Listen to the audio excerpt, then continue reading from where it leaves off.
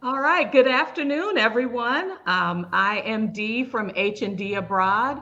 My husband and I run this channel to share with Black couples and Black people that moving abroad can be your plan A for creating generational wealth and having a healthy, well-rounded, balanced lifestyle. I have brought the people that have influenced our journey. We call them the godmothers of Exodus because that is exactly what they have been. They have provided guidance and insight. They have shown us that not only are Black people in a place, you may not consider the countries that we're representing to be places where Black people are, but not just Black people are, I'm talking about where Black people go to live that are not residents of those countries.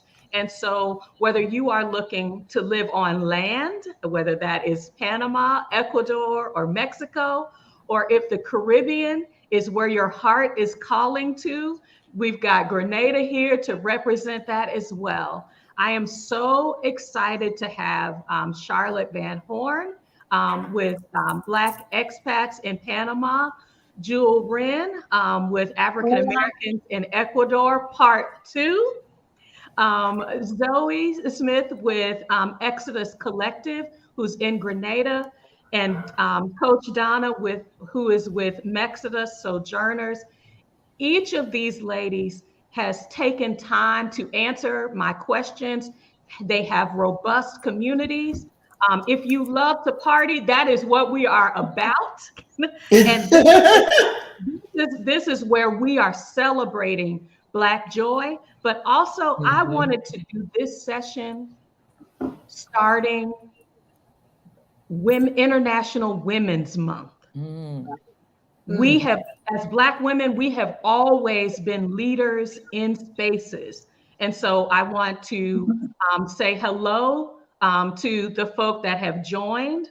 I see Sonia in the chat. I see a lot of our friends that have joined so far in the chat. So make sure you are putting your questions along the way. But I'm going to start with just asking the ladies to introduce themselves. So we're going to start with Charlotte Van Horn, and then just Charlotte, then Jewel, Zoe, and Donna. Hey everybody, it's your girl Charlotte Van Horn, Black expats in Panama, and I'm really happy to be here. I was just so tickled to be called a godmother, baby. I mean to tell you, some people call me the Harriet of Panama. Like they said, "Girl, you bringing so many Black people to Panama, we gonna call you Harriet." But thank you so much for the invitation.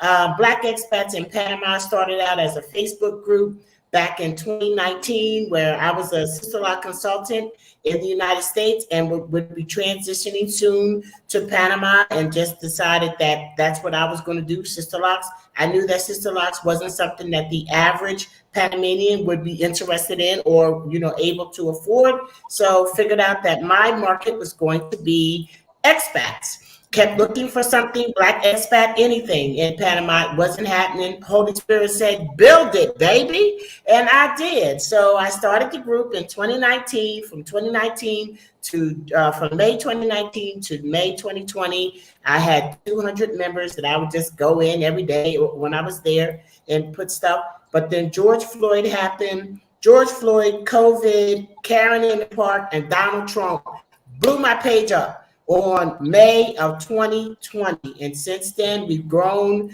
over 6,000 more members, and we have started to host cultural relocation tours every month. As a matter of fact, I'm on one today. My group is visiting a site, but I'm here with you. So I asked them to share me with you today. So I'm just happy to be here. Thank you very much for the invite. Absolutely. Okay. I'm Jewel Wren. I am the founder and administrator of African Americans in Ecuador, Part 2. I live in Manta, Ecuador on the Pacific Coast. I've been here 5 years in April. since came in 2018 to actually visit my son and his family who came in 2014.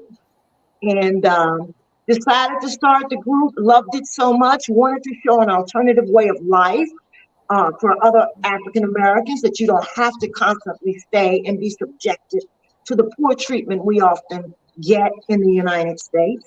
And so I wanted to offer an alternative.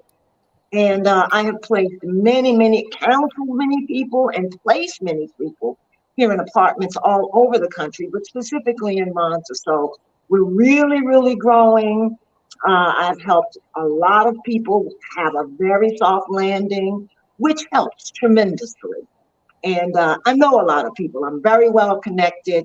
So anybody that has any questions about Ecuador, your girl, and I'm often referred to as the Black Mayor of Monta. All right now. I get the same thing. You're bringing all these Black people here. As a matter of fact, one of my friends said some Black woman who's been here 10 years, who's not a member of the group and doesn't live in Monta, came up to her and says, "What is going on? I've been here 10 years. I ain't never seen this many Black people from America down here." So we're really, really growing, and we become very well known.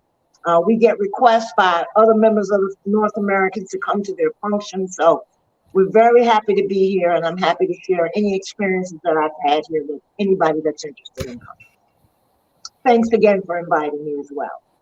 Absolutely, absolutely. Zoe is in a beautiful place. We can see all that greenery behind her. Zoe, go ahead and introduce yourself. Hi, I'm Zoe Smith. I'm in Grenada, and I'm on my veranda, and the wind has just kicked up, so I hope you can still hear me behind the rustling of the leaves. But yeah, I first moved to Grenada in 2015, started working remotely, and a lot of people like, how did you manage to move there? You're not retired, you're not a millionaire. Like, how did you make it work? And similarly to many other people, 2020 really was a kind of catalyst to start documenting the stories of other people who had made their move to the Caribbean, because I typically think it's just a place to go on vacation, or who actually lives there, who actually lives on these islands. So the Exodus Collective really started as a response to people wanting predominantly Black countries in which they could reside with a sense of safety, with a sense of well-being, with a sense of really feeling entitled to thrive and to be affirmed by your environment, to be affirmed by people. And the stories that I've told span everywhere from Jamaica to Trinidad to Grenada to Barbados, because the Caribbean isn't just one island, it's a collection of many. And yeah, that's basically what we do. People often talk to me when they're not sure which island to move to. A lot of people want to move to Grenada because I'm here and I have a YouTube channel about Grenada. But it's a tiny island, an island of 100,000 people, and it's not always the right island for everyone. So I'm very honest and unbiased in helping put people in the right direction, because there's a lot on offer in this region beyond just beach and sand. And I want to make sure we get to that during our conversation. Every place isn't for everybody.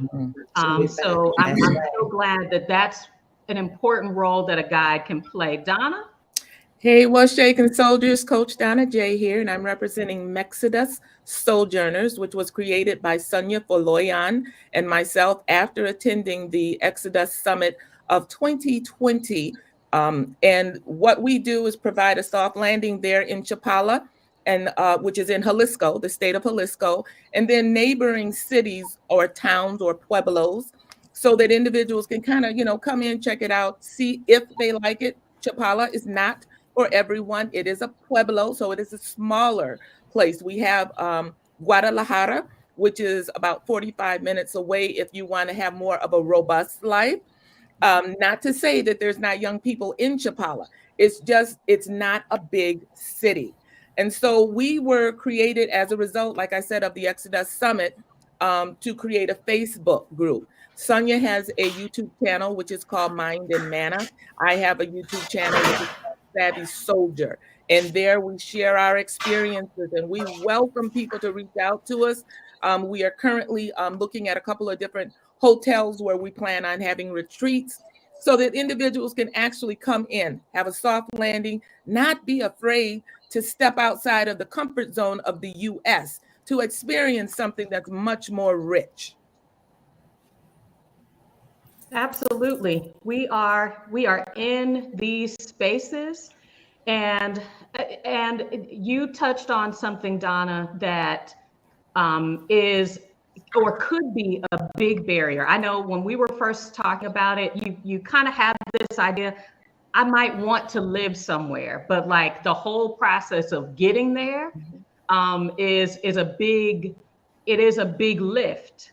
And so the idea of a soft landing means a lot of things to a lot of people, but from what I have experienced with working or reaching out or watching what you are giving to people is community. What you all are providing is a way for someone to be in another place to ask questions to people who live in that place, who look like them. I can go into other expat groups and ask about hair stuff, but nobody's going to be able to tell me about where to get my locks done. Right. Like I could in the groups that you all maintain, or understand my questions about being, what is it like to be a Black person in a place? And so that, I think, is what you all are representing. So one of the questions that that I wanted to start with, since we're talking about community, is how do you see connecting with community being a way to improve someone's transition to living abroad? You all have watched this over and over and over again. How have you all seen community really connect people, or serve as an important part of that transition? Well, for me, my whole goal initially, when I even started the group, was that I was building community. So that was a part of my mission statement right off the bat.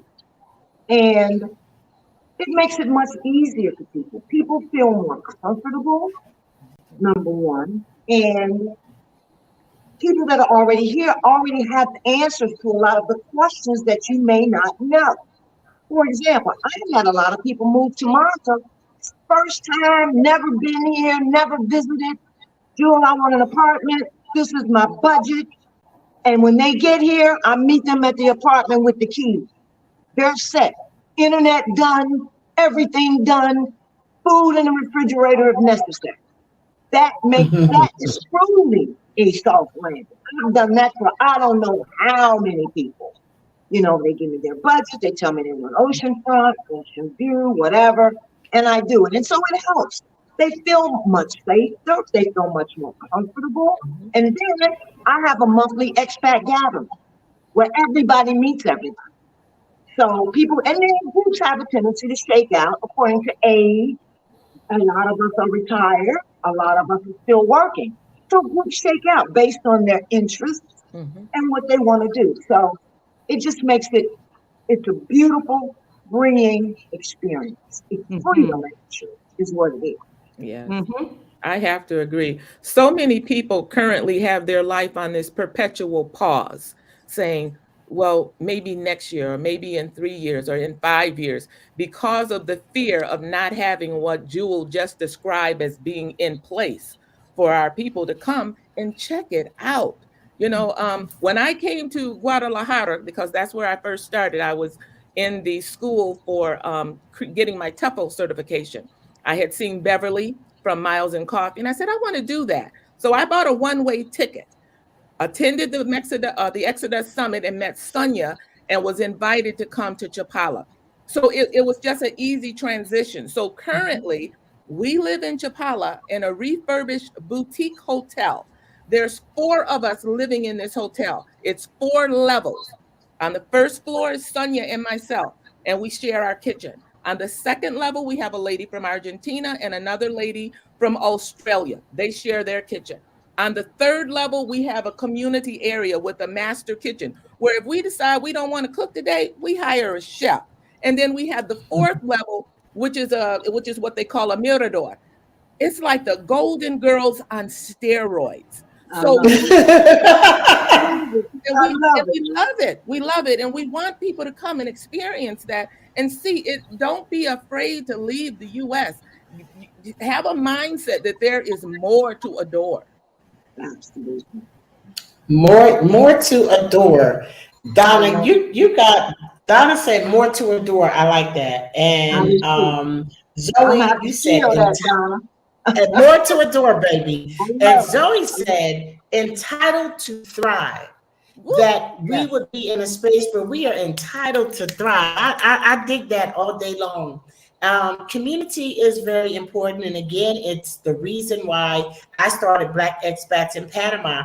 Black Expats in Panama has transitioned quite a bit since then. And I mean, I'm just keeping it real. After your group grows to 3 and 4 and 5,000 people, and you are trying to maintain that on a non-existent budget, and then you have to keep changing the rules because everything changes as the group gets bigger. It ended up being my full-time job. This is my full-time job. I don't do hair anymore or anything. I'm glad that God gave me the wisdom to trademark Black Expats in Panama from the door, not even knowing where it was going to go. But concerning community, I think that I used to come to Panama. My husband is Panamanian. And just like, Coach Donna said, people just think the U.S. is all there is. That is just the way that we have been trained to think. And just think about it. If you were somebody's master, wouldn't you want them to think they wasn't no better too? I mean, for real, right? So at the end of the day, I met my husband back in 1993 in Mississippi. Didn't even know what Panama was. Talk about ignorant. I mean, I'm learning a little bit of geography just because of the business I've been thrown into. But talk about ignorant, baby. I didn't know where nothing was past Philly, okay? And my husband was from Panama. And he said, I'm from Panama. I said, oh, that's nice, right? Then when he started speaking, I heard him speak in Spanish one time. I said, oh, my goodness, you speak Spanish? And he was like, I'm from Panama. I said, oh, yeah, that's right. Still, you know what I'm saying? I was at that point just embarrassed. But then he told me one day early on, he said, when I retired, he was in the Air Force when I met him. I met him in Mississippi. He said, when I retire, I want to go back to Panama. I was like, oh, that's nice. And thinking to myself, well, I ain't going to know you there, no way. And I will be darned if I'm going anywhere outside of the United States because ain't nothing better than this. Couldn't imagine anything ever being better than what we had because that's what we were taught to think. Exactly. They didn't want us out here exploring. We don't mess stuff up. That George Floyd thing just ignited something like, maybe I need to move somewhere else with all my money I done worked so hard for. You know what I mean? But anyway, so it started out as community, and now I've kind of had to balance the community and the business aspect of it.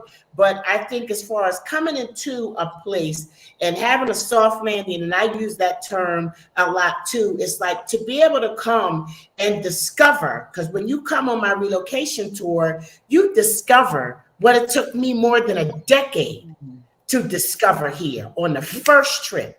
People have gone on other relocation tours, which shall remain nameless for me, but those tours were not geared towards the Black experience. My tour is, and when they come, they get it. They feel connected. We connect them to not only other Black expats that are living here, but we make sure to connect them to Panamanians who are already here and to connect them to the culture and history of the Black Panamanians who are here. And that in and of itself causes a connection. I'll say one more thing. And somebody told me the other day, they said, you know what? You're different than other relocation tours in that you don't stop there. We continue to be family. When they come, we help them with rentals. We help them with purchases. We connect them to the community. I have a Black Expats in Panama business to business where meetup where we connect with Panamanians and other foreigners and try to create synergistic business relationships. I have a single and satisfied group. I have a cafe and conversation where we connect with other Panamanians. They learn English. We learn Spanish. We have a good time. We make new friends. So having that to come to makes all the difference. And it should help people be so much more comfortable with at least looking into the situation. There's a lot of great places you can go. Panama is for me at this time and for a lot of other people. However, comma, do your due diligence. Look at the places that you see and, with an open mind. So sorry, Beef, for being so long. No, that's okay. I was just going to add to what you were saying is that your business is a ministry. Yes. It really is. It's a ministry. That's it. That gave me goosebumps. Yeah.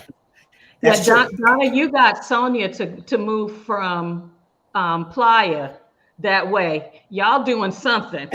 I know you all are doing something because I can see she's in the comments. I can see how it's impactful. Zoe, your opportunity in Grenada is unique because we can see us there. But there must be intention. That there's an upside to community. So what I have personally resisted is grouping myself just with other expats or other people who are transitioning, because my husband and I are all about, look, I'm moving to a place because I want to be a part of the culture. I want to learn. I want to integrate myself deeply. And so where it might not be through language, it can be through proximity. How are you seeing people that are successful with leveraging the community connection find their place in a place because of their intention around community? Yeah, I mean, I think, to be honest, for me, it's definitely been a slow evolution because the Exodus Collective didn't really start as a business. My background is in journalism, so the whole idea was just to tell stories. In the process of telling stories, people then started reaching out to me like, oh, people actually want to move here. I guess there are some solutions that I need to start providing. Yes. So that is definitely beginning to happen organically. I think similar to many of the other ladies, people want advice on where to stay, their options in terms of residency, what an ideal scouting trip might look like. And that's definitely something that I'm growing to offer. But I think because I first moved abroad when I was 24. So my first job out of university was working in Milan doing fashion PR. Then at 30, I moved to Ibiza with my son's dad. And then I was like the traveling, not wife, but the traveling fiance. So doing it now, like many years later, it's very different moving without a job, without all the support that comes with being an expat who's moving to work for a foreign company. For people who are working remotely, yes. For people who are retired, for people who don't have all the setup that typically comes with the sort of moves people might have made 10 years ago, you really are kind of on your own. So that's why being really intentional about creating community matters so much, especially on an island. Because in a way, the people around you, your connections are everything. You don't have tons of fancy shops or lots of high-end restaurants or lots of the stuff that would typically distract you back in the US or back in the UK. So the quality of your human connections really is the currency.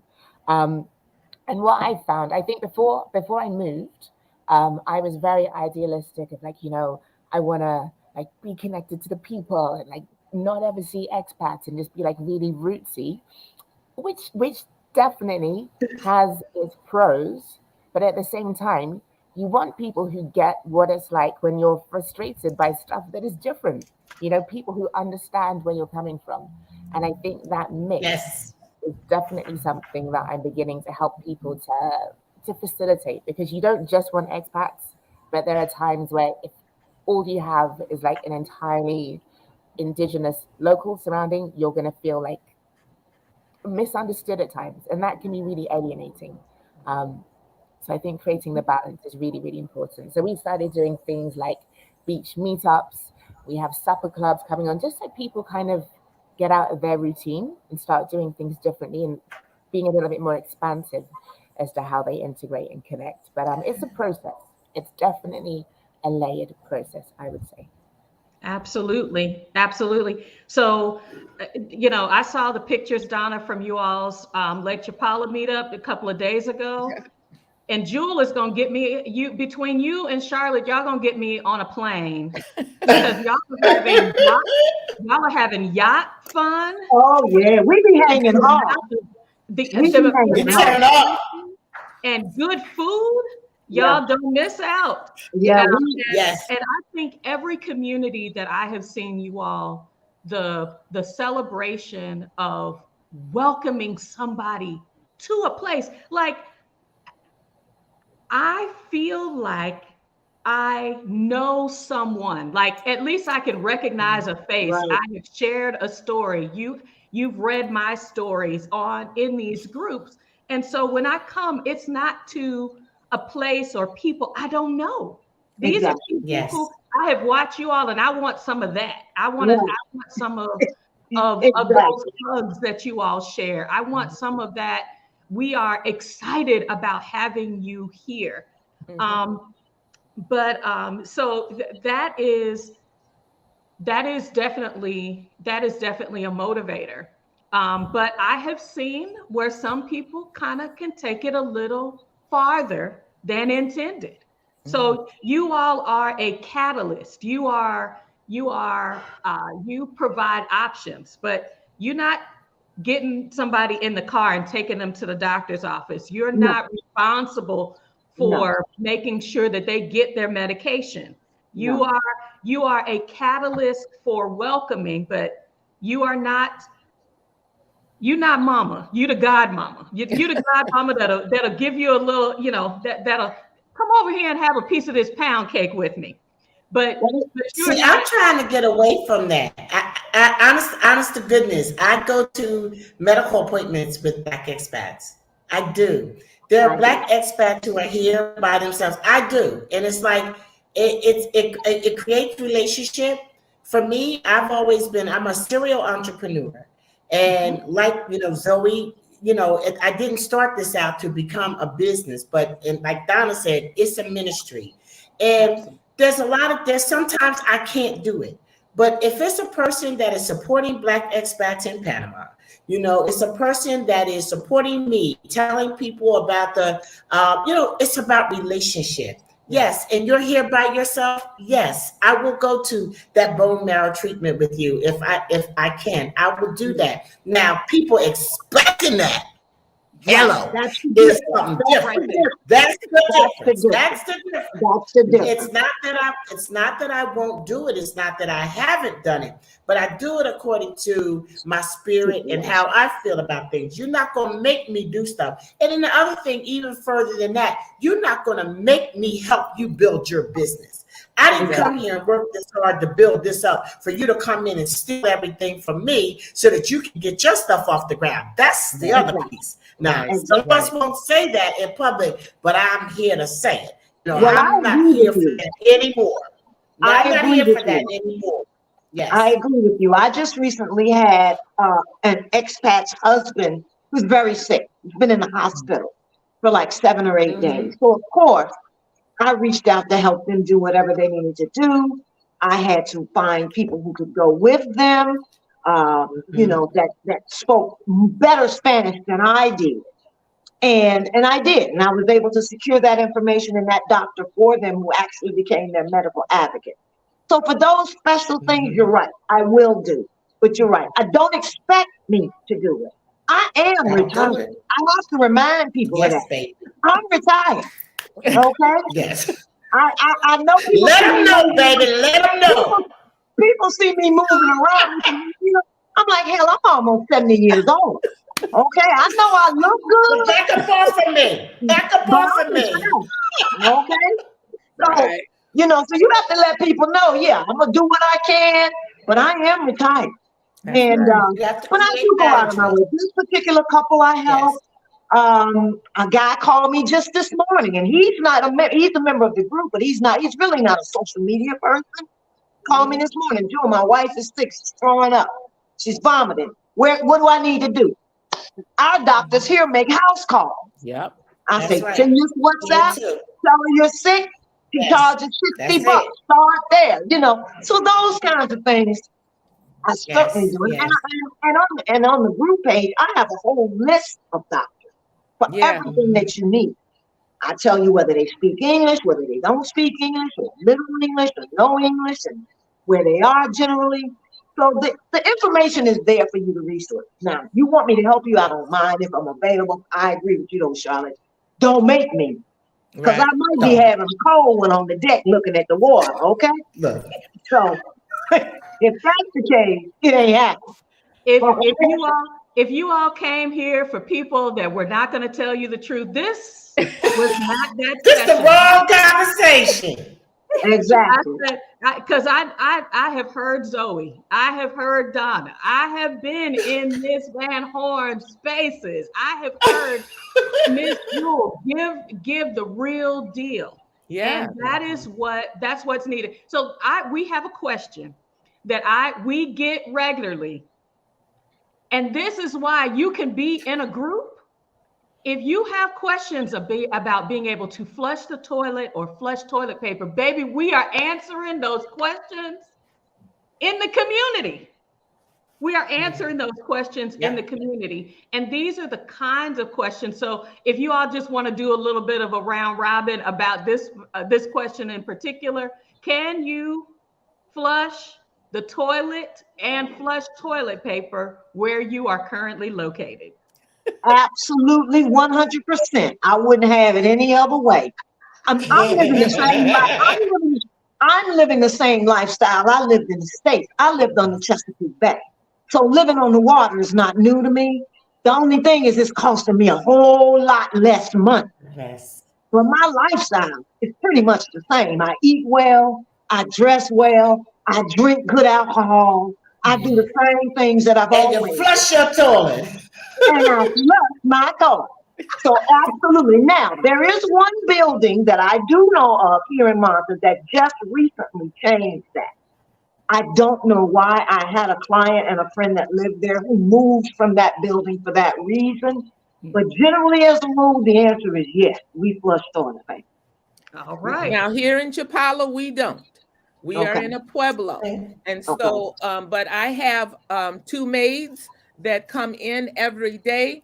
We put we wrap our toilet paper in, after it's been stained, and we put it in a plastic receptor with a lid over it. And we take it out every day. And there's a place outside the building that's up high where you hang it so that the family dogs don't get to it and rip it all through the area. But no, when I was in school in Guadalajara, we did not put toilet paper in the toilet. You can flush your excrement in the toilet, but you can't put your paper towels in there because of the systems. The systems are not like they are here in Michigan or somewhere else. So for us, it's a no. And let me clarify. I will say in Monza, not everywhere in Ecuador, but in Monza you can. Now, some of the smaller beach towns, Tucita, San Clemente, some of those places, the answer is no. But in Monza, generally, yes. And the bigger cities like Quito and Guayaquil, yes. In Grenada, everywhere has flushing toilets, even on yachts. You can flush your poo, you can flush your toilet paper, you can. You do not need to scrimp on flushing. So yeah, from the top to the south, you can flush. So yeah, you're safe on that one. So Zoe talks so pretty. Even poop sounds pretty. Okay, I mean, she's like, you can flush your poop. I love it. But she also said, I gotta get a definition of this. She said, you might want to be kind of rootsy. I'm like, girl, what's rootsy? I'm trying to know. Rootsy. This is my English lingo. Rootsy is like just hanging with the ordinary people. So where I am now, I'm in the North Island, which is the north, not so touristy. This is where I want to be full time. You want to be rootsy. I'm a single mom with 3 kids. So obviously they are my priority. The private schools are all in the south of the island where more of the expats are. So that's where I am. I would prefer to just properly unplug from everything developed, to just be around stuff like this. But with kids, you end up making compromises. I'm finna be more rootsy from this day forward, baby. I am more rootsy. I declare it. Okay.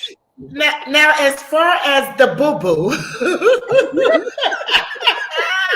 or I've being nice because I don't know how religious folk is. Because I can use some other language, but I'm a behave. Now, as far as the poop, I don't know that I could get used to that. But just because, like I said, I'm ignorant, y'all. I am just have like prior to this, I wasn't well traveled. You know, the only international experience I had as a kid, only people I knew that traveled international was going to Vietnam. Okay, so work with me. Okay, I am like raw. Then, but I did not know that there were certain parts in Panama that had that. It's a very good question because it's a reality, and I didn't realize that. So watching some reality show one day, and this chick was out in Bocas del Toro, and they was talking about the toilet tissue issue. I was like, well, wait a minute, hold up, what's that? And I live in the city, in the suburbs of the city, where that is a non-existent situation.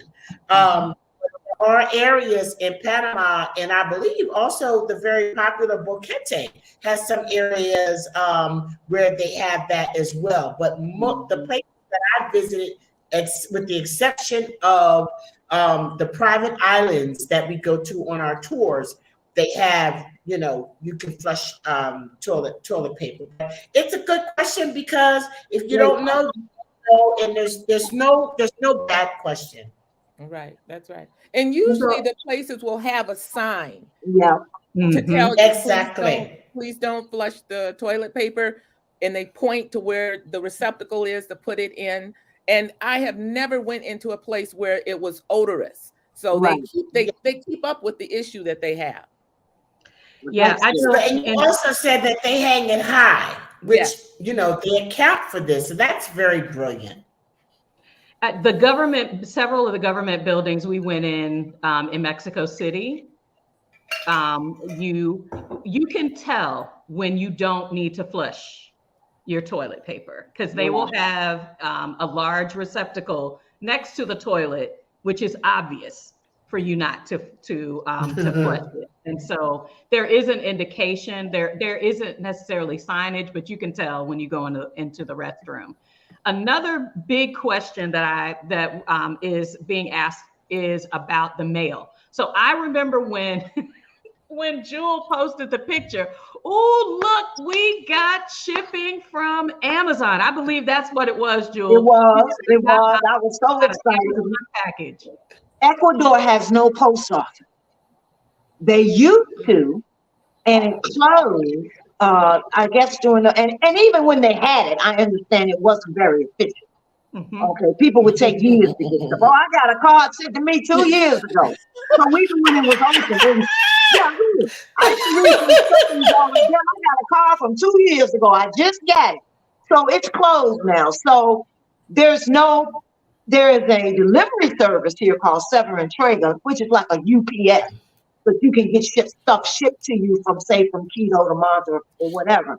And Amazon is coming here now, but of course it's expensive, But we do have what they call mule services, people who travel back and forth and charge so much per pound.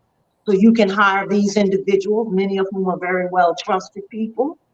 And so we've done that a few times. There are a couple of other companies, Tindia Mania, and a couple of other countries that you can order from and deliver here. But there is no postal service. And I tell people, so if you're used to that, this is a whole nother ball game. Look, we are part of the digital age now. Get it exactly. Get it in an email. Set up an email. You know what I'm saying? Come on. People but if I want my hair care products shipped to me, or like what I'm going to have to do, and Jewel knows this because I put it in her group specifically. Baby, I'm gonna need some seeds. I'm gonna need some collard green seeds. I'm gonna need some. I got some of those. I have to I can't get that digitally. I'm gonna need. Right. My folk want to send me a care package for for Thanksgiving or for Christmas. So what the mail system looks like when you think about how the U.S. is set up, and all of our streets have names and numbers. That isn't a thing that's in a different place. And that kind of rocked me. It's very different. how is your package going to find a place? Zoe, did you want to talk about what the mail system is like? Can you get Amazon packages? What is the postal system like in Grenada? Because I mean, that air mail is going to get you. Because I want to make sure somebody is also mentioning how a $5 thing of moisturizer might be cost prohibitive because of how much it takes to get it. through, Yeah, you definitely have airmail and customs and those things. Yeah, you definitely have to shift. So there is a postal system here in Grenada. There are post offices. In most areas, they won't deliver the post directly to your door, but you can just go to the post office and pick up whatever it was sent. If you want stuff from overseas, it's either by air or by sea.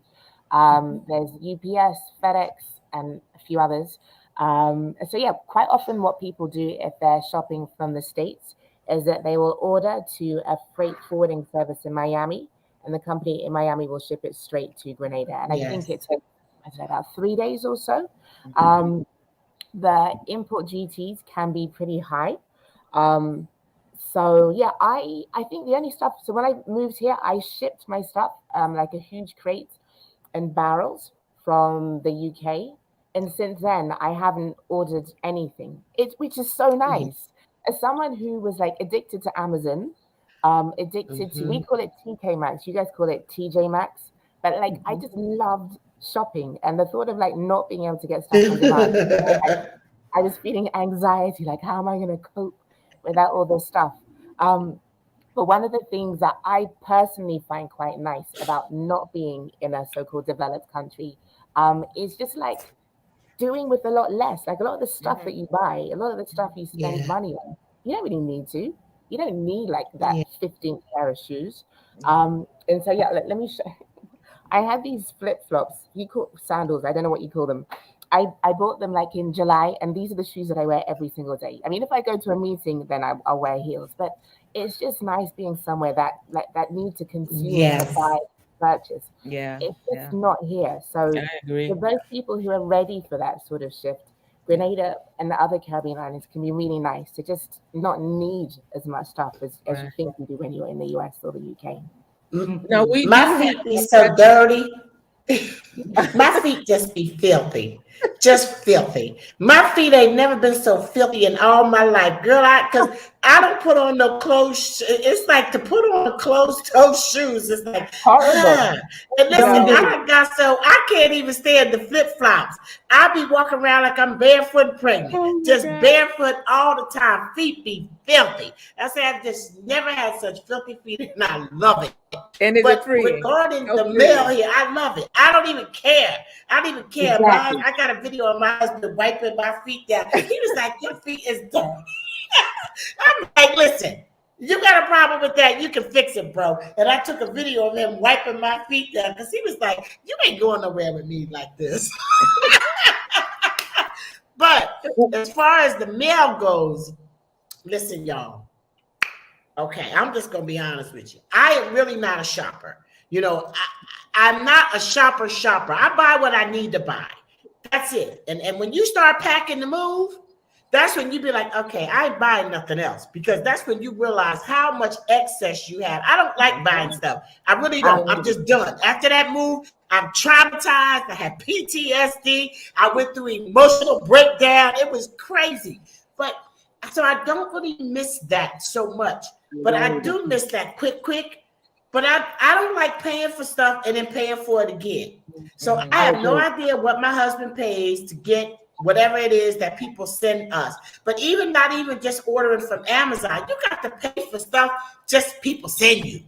And so I'm not really friendly to that.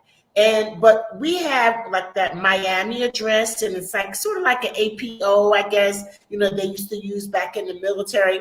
But I don't get really that involved in it. And I've just decided that, aside from sending my grandkids Christmas gifts, I don't really use Amazon. I've never ordered anything to be delivered here from Amazon because I am just not willing to pay again. I agree.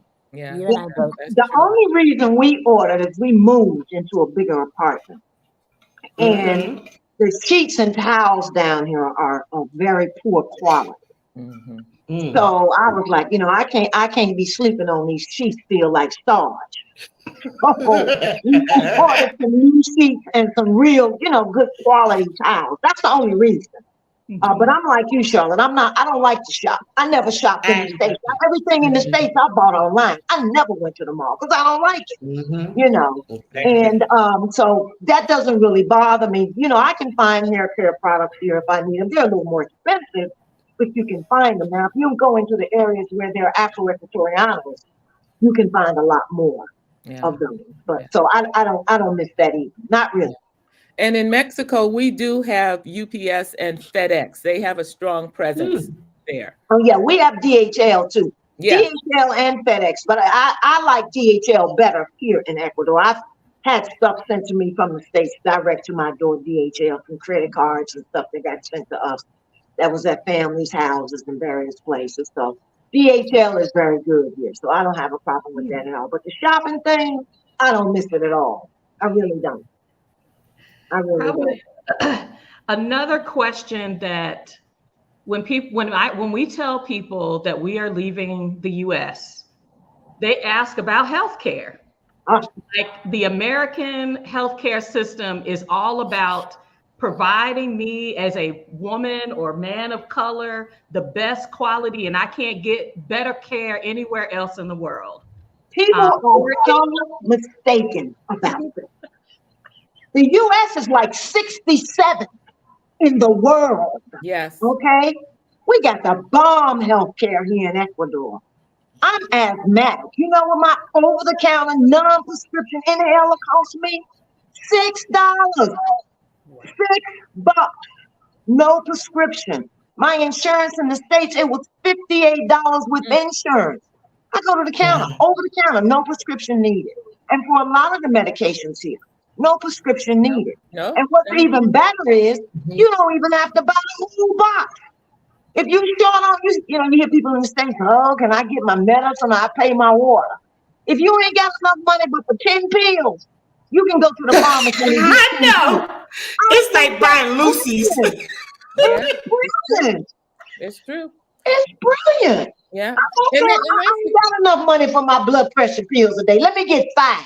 Right. Okay. It's a brilliant idea. Yeah. And that's because they're not, their medical system is not profit driven. Exactly. It's people driven. Yes. Which is the biggest difference that I've seen. When I came down with Montezuma's Revenge, the doctor was calling me on the phone. They make house calls, calling me on the phone, checking on me, telling me, okay, do this, calling me back. Are you okay? How are you feeling compared to yesterday? I mean, it's people driven. It's not profit driven. Totally different. I love it. I got my hand up. I got my hand up right now. Because Donna's gonna have to tell me what in the world is Montezuma's Revenge. You can that sounds like some chick coming for you. Because I'm like, what we need to do? What we need to do? Because who is Montezuma? I will beat her down.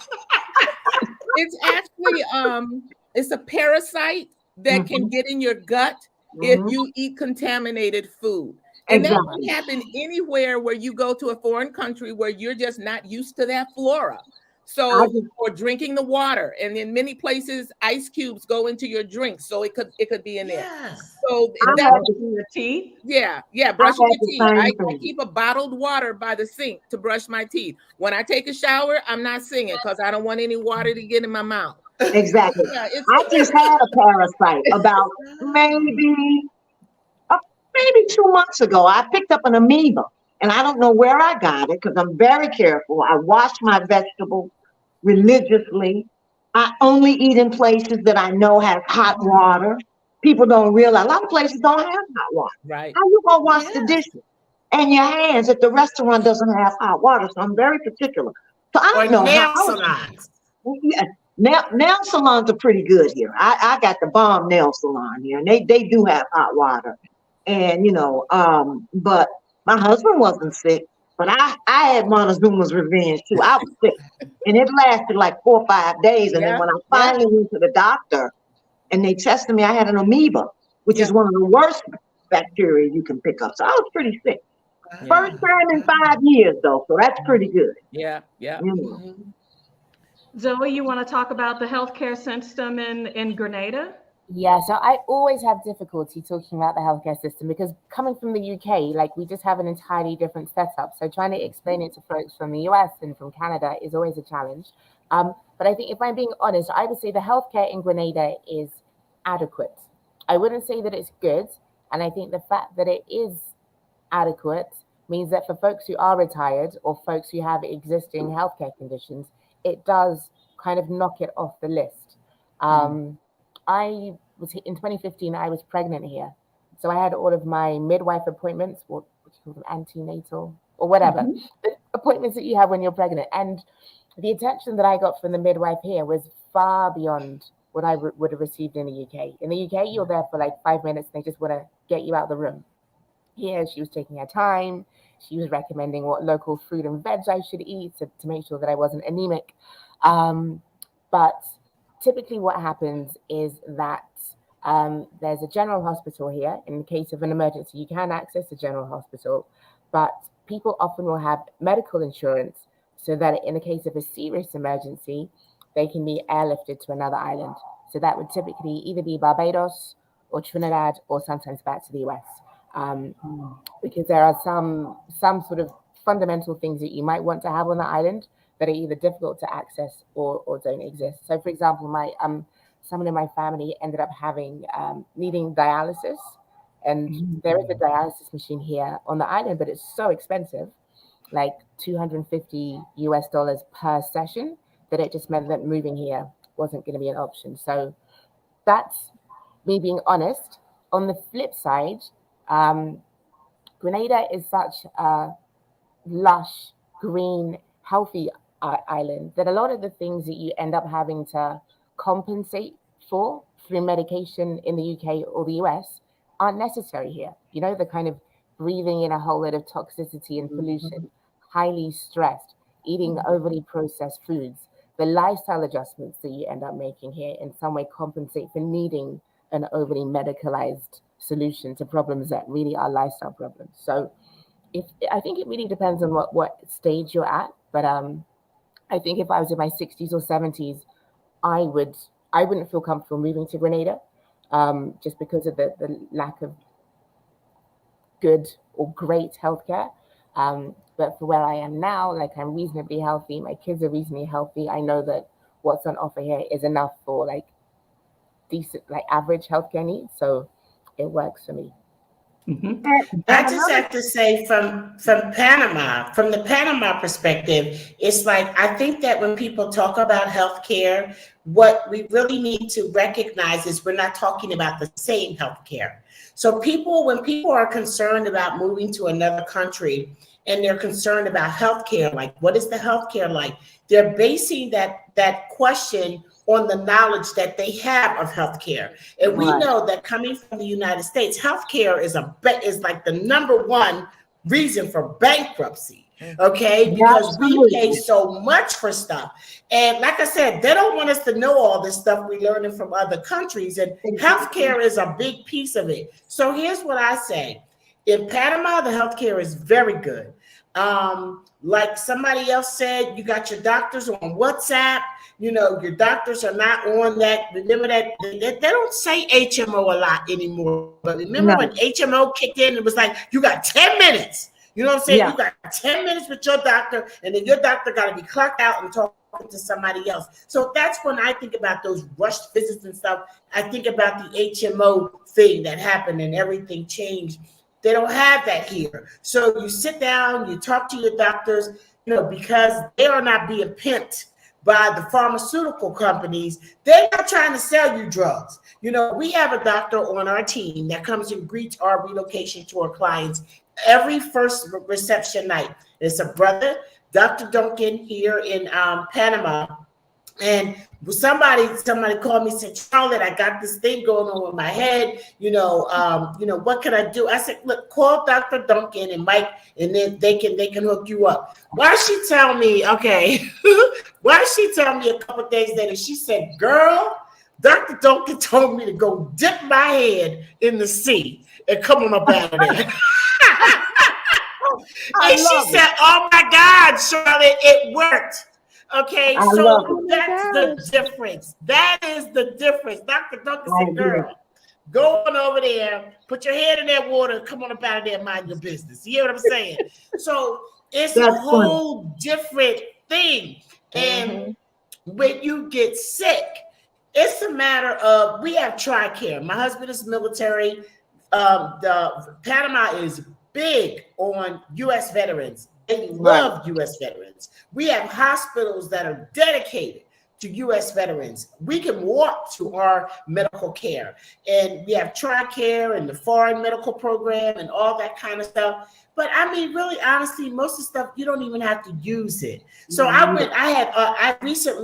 got some issues going on with I keep messing around saying ball joints, but that's on cars. But y'all know what I mean. The fangs up here in the shoulders, okay? So whatever they call the sockets or whatever. Right. They got little stuff going on and stuff. I had to go get an ultrasound. Both shoulders. Got an ultrasound on both shoulders. Baby, the girl paid $50. Not only did I just pay $50, I had never met, when I've had ultrasounds, all the money we pay for ultrasounds, MRIs, and things like that in the United States, when the last time a doctor ever done some mess like that for you? You don't get no doctor to do that. That's a technician, baby. Okay, that is a technician way down on the totem pole as far as pay grade. Why did I have a doctor doing this for me? And we sat there and talked about a half an hour about healthcare, about what was going on in here and the differences. And he said to me, listen, talking to your patient makes all the difference. For example, I'm sitting here talking to you, but the whole time I'm observing you. I'm observing the way you hold your shoulders. I'm observing your posture, things like that. And he said, and that is going to add to the report that I give your primary care physician. Exactly. So just know that you're not comparing the same thing, and I recommend that people come here. You have private insurance that you could get. Their insurance here, like if you want to get your own insurance to cover yourself, don't wait till you get too old, because they're gonna be trying to fool with you. Okay, and I'm saying to tell you right now, age discrimination here is real. They will not allow you a mortgage after a certain age, and they is not fooling with you. I don't care how much money you got on the insurance policy for your age. But you can come here, you can get a private insurance, and it's sort of like Kaiser. So you have insurance to go to a certain hospital, okay? And it's very reasonable. But for a lot of this stuff, y'all, it's so inexpensive that we don't even have to consider it. One last thing I'm going to say. I recommend that you, just like if you're not coming with any insurance, you need to be able to come and have some money put away. Because I'm talking about going to the doctor. I'm not talking about being put in the hospital. Put in the hospital, if you have some serious mess happen to you, you could be in a situation, okay? Because you may not be able to afford that kind of medical emergency. So when you come, make sure that your budget is going to allow you to have a savings for healthcare emergencies. And that is all I have to say about that. That is a great segue. I said what I said. I'm telling you. Let me add one thing to that before we move on. I have the country's insurance, which is called IESS, IESS. It's only for emergencies. They have their own hospital. With day-to-day stuff, going to the doctor is so expensive. Now, I know a lot of friends that have private insurance, but at my age, it was more expensive. So I just got the country's insurance. But I don't need it, because just going to the doctor, I fell and hit my head right before I went to Mexico. My youngest grandbaby was born in Mexico. I hit my head. I had a concussion. So I went and got an MRI, $100. Wow. So I don't really need it for the day to day. I just have it in case I have a heart attack in the middle of the night, or my husband gets sick, or something like that. So I can go to the IESS hospital. But other than that, it's so inexpensive. You really don't need it for day to day. I don't. It's, you all are bringing up two sets of questions that I want to make sure that Donna and Zoe get a chance to address, and that is that emergency fund is critical, because to hear stories of people getting to a place, having an emergency, and then, trying to set up a GoFundMe to get back to the States, to set up, you're asking people, hey, can you give me some money? That is not the position that community is necessarily for if you have the opportunity to plan for it. Right. The other is sometimes even with the visa that you get, you have to have some kind of insurance. You do. And there are different levels of it. Zoe and Donna, could either of you guys talk about access to the purchased insurance? Is it required as a part of a residency visa process? And if it's a choice, is that a choice you would suggest people to have? Because I'm never going to say don't to go to a place with no money in reserve. You ain't got any Right. money. You need to stay in the state. I'm sorry. Right. You need to stay in the state. If you got to get a GoFundMe to get on, you have missed a big part of the picture. Okay? Right. I'm sorry. And I don't refer to it as a emergency fund. I call it a sunshine fund or a palm fund, peace of mind money. And Right. it's something you set aside. It's all about mindset. If you keep calling it an emergency fund, you gonna have an emergency. I believe that you speak things into existence. So I call mine a sunshine or a peace of mind fund. I don't know if it's required that you have insurance. It is recommended that you have insurance, because once you're in Mexico, your Social Security or those type of funds are not going to cover you in this country. You would have to go back to the U.S. to use that. So every person is going to be different. I still live part-time in the U.S. and then part-time in Mexico.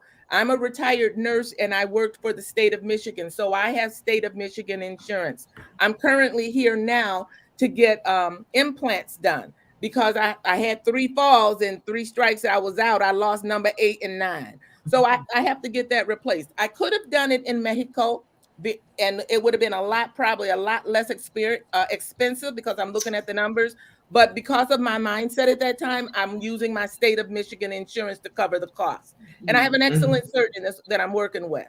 But I will be doing some videos to do a comparison as to what it cost me with my insurance from the U.S. and what it would have cost me if I had just had the cash to pay it out of pocket. Yeah, in Grenada, there's a private medical hospital, so you can take out a payment plan with them. So in the case of needing their services, the amount that you would pay upfront is a lot less. And then also the policy that allows you to be sent to another country for more serious treatment, that's also like a really minimal amount each month. I forget exactly what. I don't think it is a requirement for residency, but I would definitely recommend it because, as you say, no one wants to be like doing a GoFundMe to get stuff covered, which you could have anticipated, at least having the money set aside or there. Processes, insurance to enable that to happen. So yeah, there are some things to cut corners on, and health is not one of those. I would say. Right. I'm a mum, so it's not just me. I've got 3 other people to worry about. So yeah, I try to make sure that people tick those boxes. Peace of mind. It's really important. It's a part of the Ecuadorian immigration process as well. You have to have private insurance from an Ecuadoriano company. But once you get your Ecuadoriano cedula, you can drop that and you can join ISIS or you can keep your private. At our age, the private was reasonable, comparable to the state, but still it wasn't nearly as cheap as leaving and going to ISIS. So it really worked out. But you have to have it initially while you're going through the immigration process from an Ecuadoriano company. Excellent. Thank you for the feedback, because what we're getting in the chat as far as some of the questions about when we started looking, it was people that were retired were moving abroad, and then we see a lot of young people that are moving abroad. But there's this middle group that's you've got, 15, 20 years ahead of you for retirement, what does moving abroad, what opportunities are available for people kind of in that middle range of 35 to 55? And I'm mentioning that because I'm probably going to try to guess the guy's age that Zoe, that you had on Instagram, that was moving his business to the island. And I was just like, wow, like you can set up your home base, your business. That is the mind of a 35 to 55-year-old. Yeah.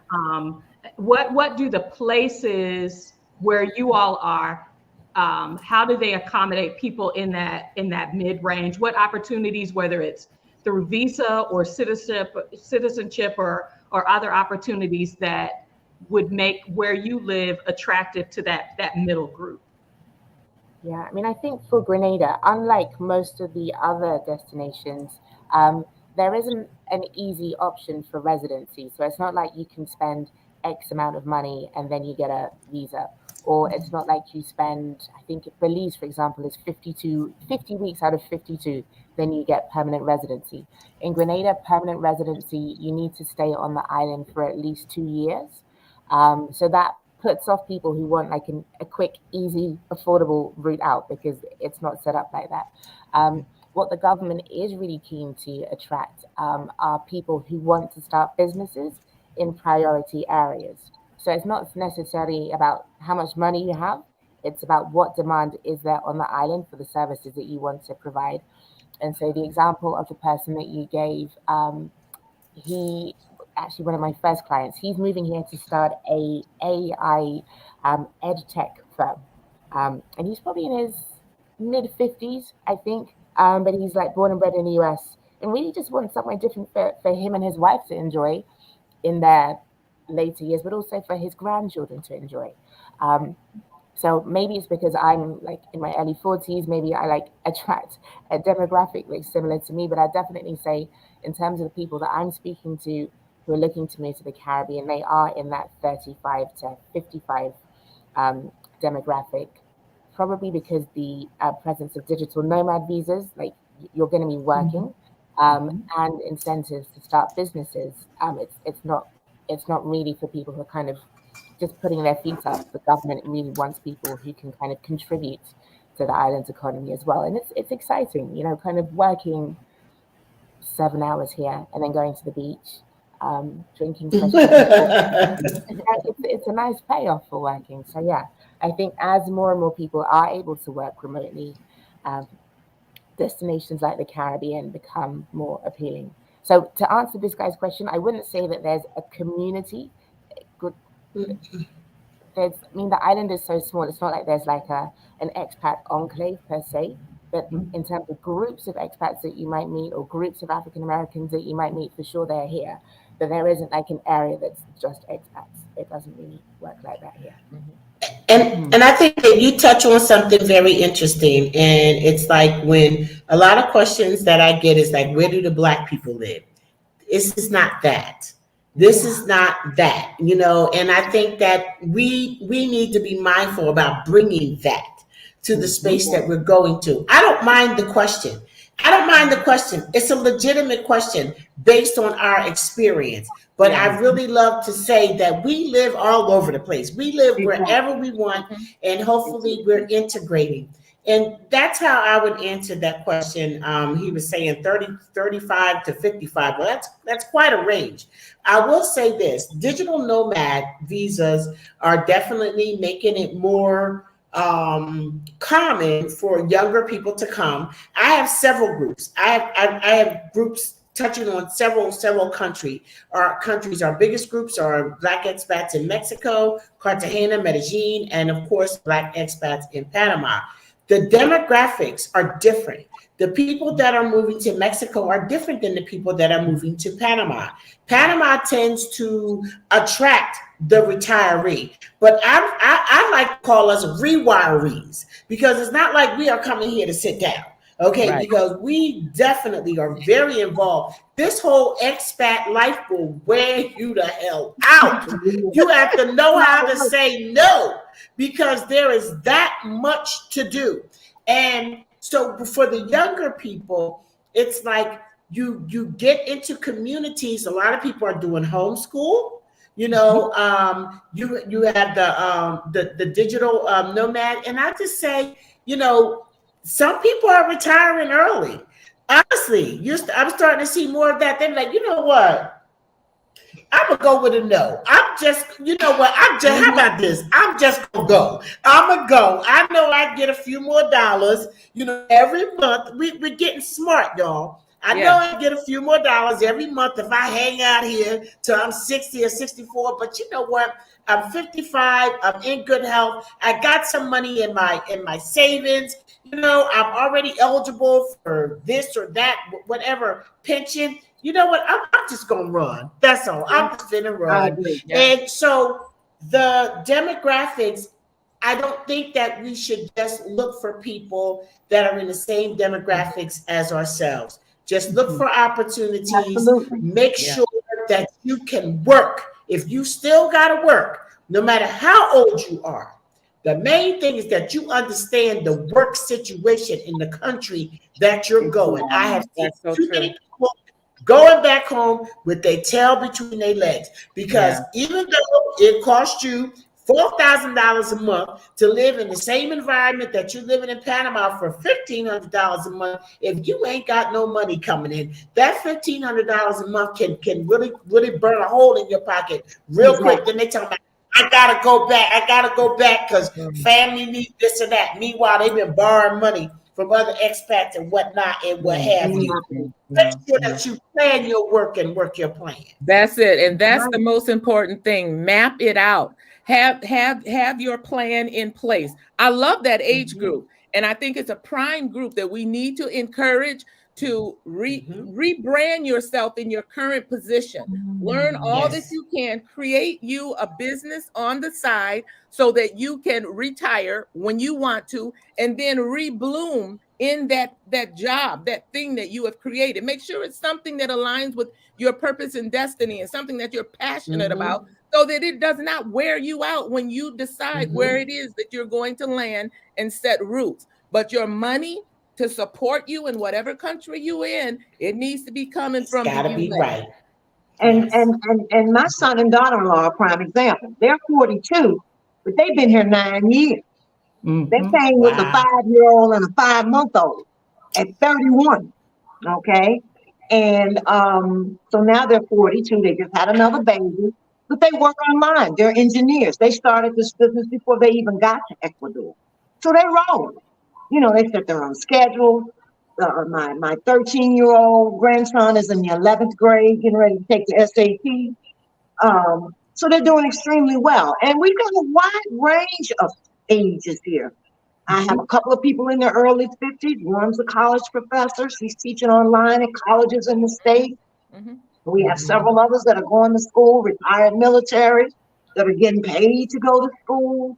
So, you know, the digital nomad visa here is not that great. It's as expensive as a pensioner's visa. So I don't really see the benefit for it here in Ecuador when I actually did the research about it, because it's fairly new. But yeah, we have a really wide range of people, you know, and I forget sometimes. I'm playing and stuff. I said, girl, I got to work. I'm like, girl, I forgot y'all still working. You know, I forget. We be playing this stuff for Tuesday. Yeah, let's go to lunch. I got class. You know, so, but yeah, it's a good wide range and age range, and people are doing their thing. Yeah. People are doing their thing, you know, and they see all these parties of us out at dinner and out at lunch. And they think we partying every day, but we're really not. People have their own lives. Yes. You know, I got about 15 people coming in the next 2 weeks. And out of that 15, and in addition to that, I have family coming. My daughter-in-law has family coming. So we're super, super busy. And I don't know how we don't handle all these people coming to town next week. So, I'll figure something out.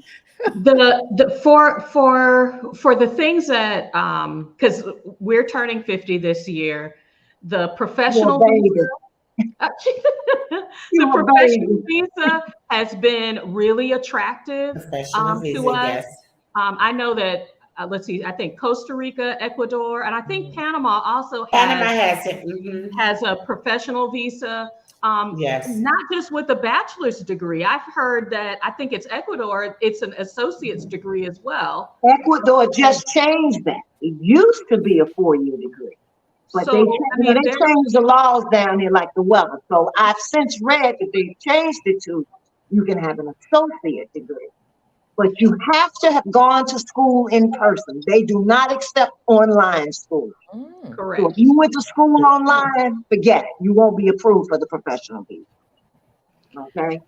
So, color, because we had a question in the chat about the visas. Another thing to be thinking about that you all have mentioned is the time that you have to spend in the country. So if you know you cannot spend 50 weeks out of 52 weeks, then certain places aren't for you. If you can't spend 2 years in a place to qualify for if you are trying to get the permanent visa from temporary, those are questions you need to be asking yourself, because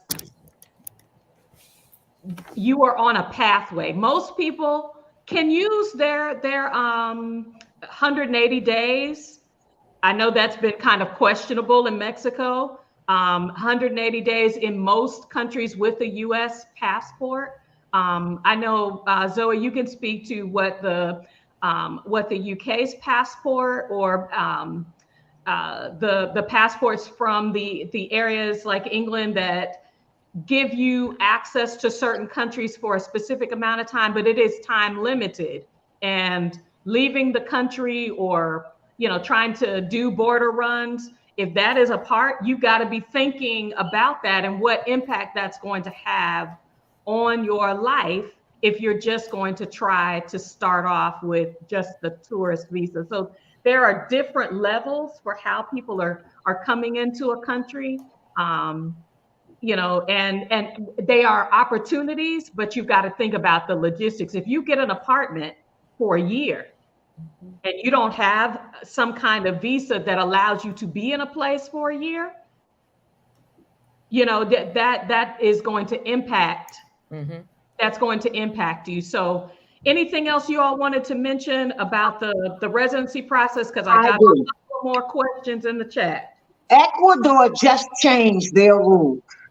Like I said, they changed like the weather. It used to be when you got your temporary visa, it could only be renewed one time. They have since changed that. You can renew it repeatedly. You never have to become a permanent resident if you don't want to. And there are no time limits for you coming in and out of the country. You can come and go as you please. Now, the only thing I haven't identified, which I think is going to be problematic, is when you get ready to renew that temporary visa, are you going to have to reproduce all those papers? That I'm not sure of. But people like that. So they can come and go as they please. They don't have to worry about, being out of the country for 6 months. And Ecuador does not allow border runs. They give you 90 days per year. That's it. You can extend for another 90 days, but that 90 days, the extension doesn't run consecutive. So when your 90 days are up and if you don't extend, you can't come back until the next year at the time of your entry. I had a friend that found that out the hard way, came partying like 90 going north, not watching the time, bought a house down here. Bought a house, partying down in Montanita, the big party town, having a ball. Come back from Austin, Texas, country won't let him in. He come calling me. What you calling me for? I was actually in Mississippi. He won't let me in. And here's the thing. They don't play in Ecuador. So I tell him, I said, oh, well, don't worry about it.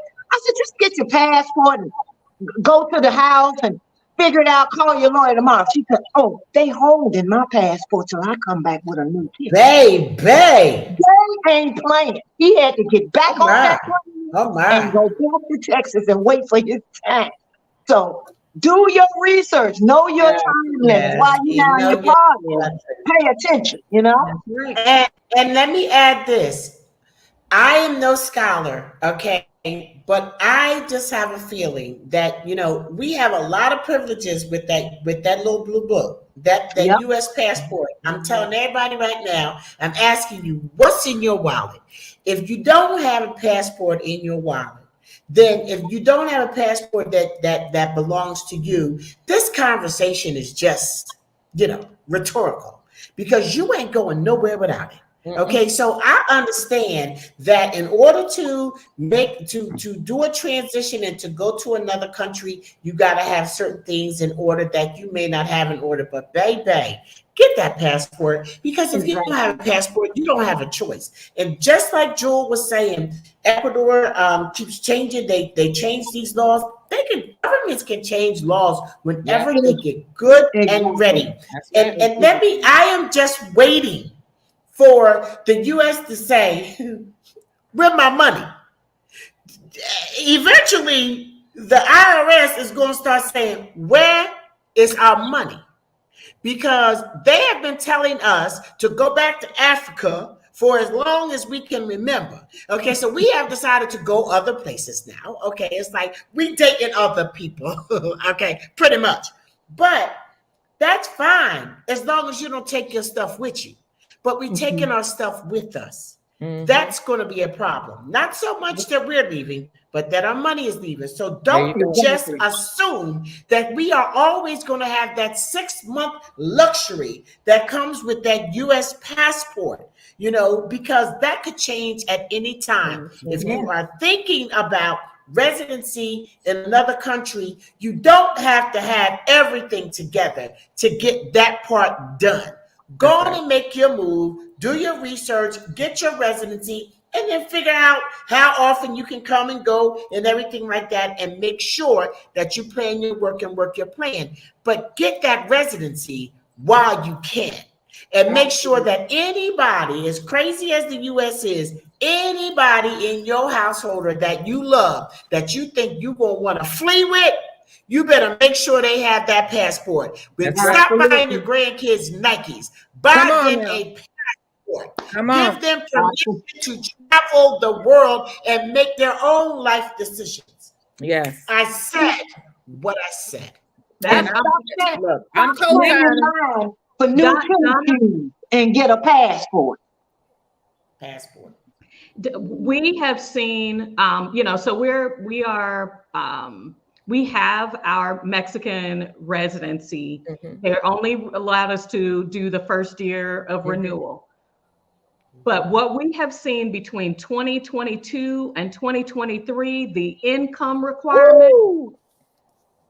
Last year it went up like 25%. Correct. And it went up even higher this year because it's based on the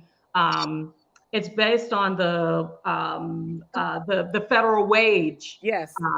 And so if you are thinking about being in a place, go ahead and secure your documents. Go ahead and find out, is there a way for me to gain some level of access while the opportunity exists, because it will not always stay the same.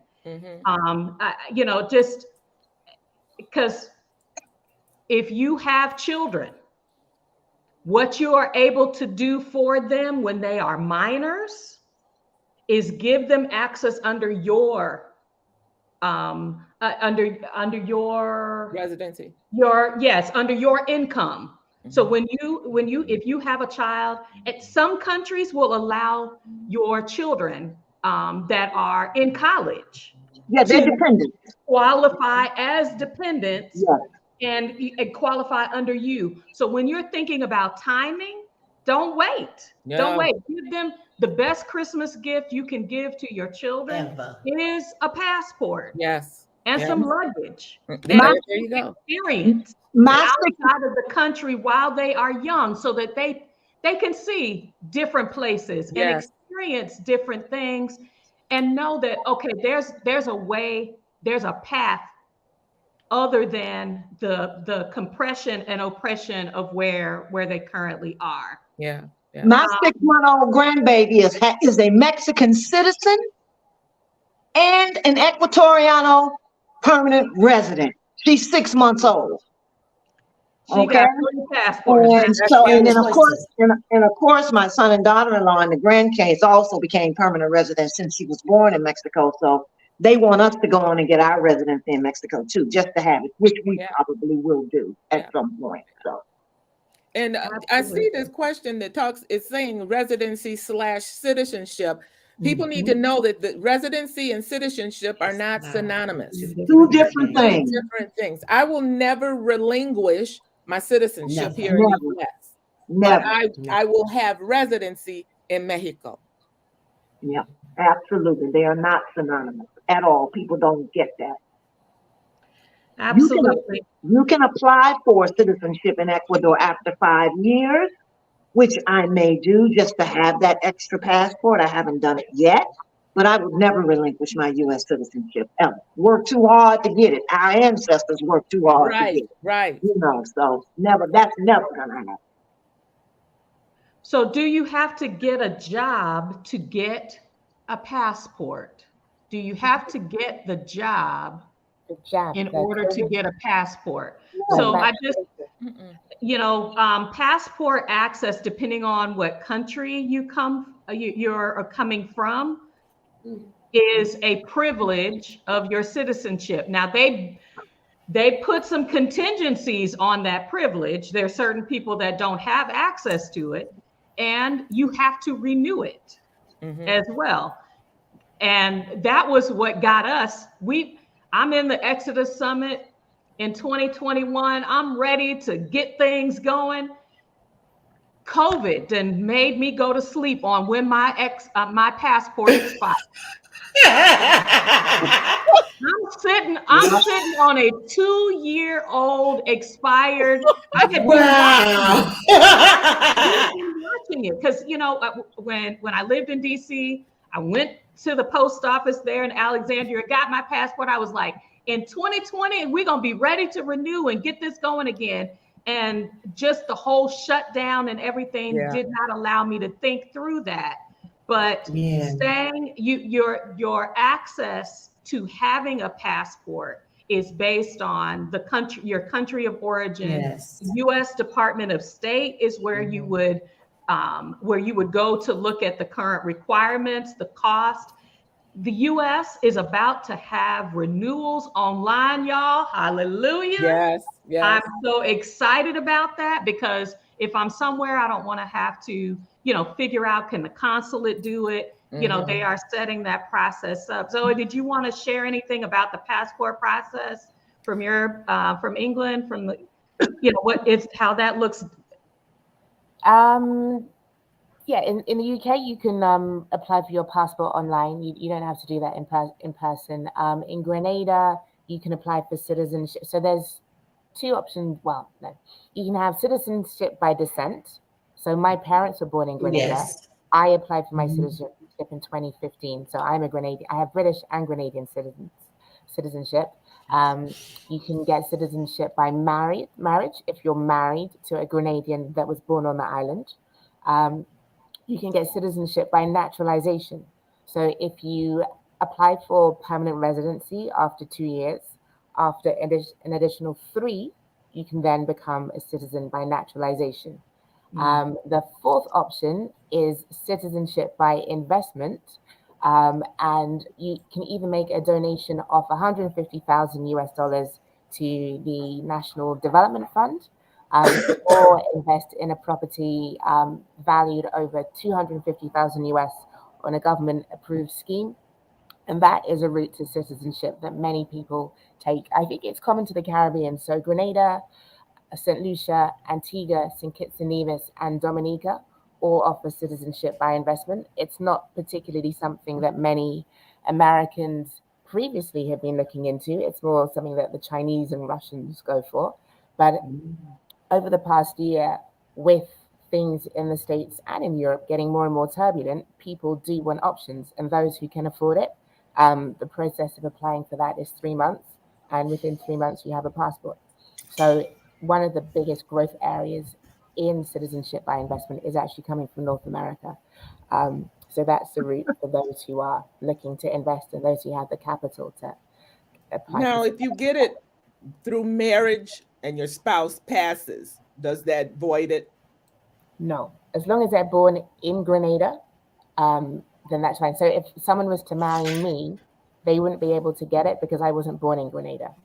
Same way, I can't pass my citizenship on to my children because I wasn't born in Grenada. After 5 years of residing here, they'll be able to apply for it through naturalization because they've got permanent residency and then citizenship. So it varies from island to island.